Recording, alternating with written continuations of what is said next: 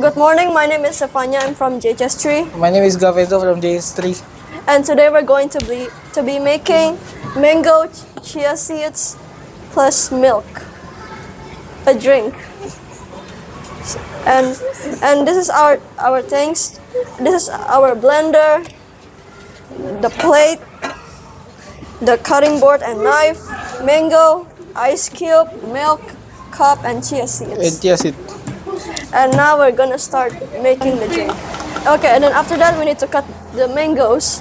And now after we cut the mangoes, we will put it in the blender.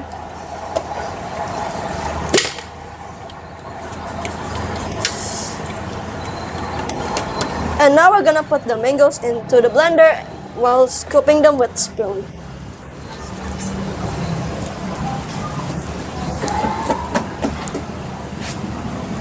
Next, we put the ice first.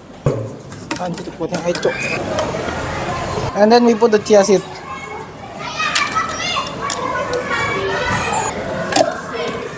And then we blend it. Then we will put this to the cup.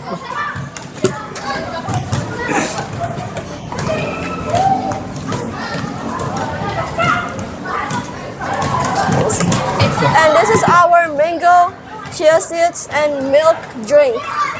Our healthy drink. Yes. Thank you.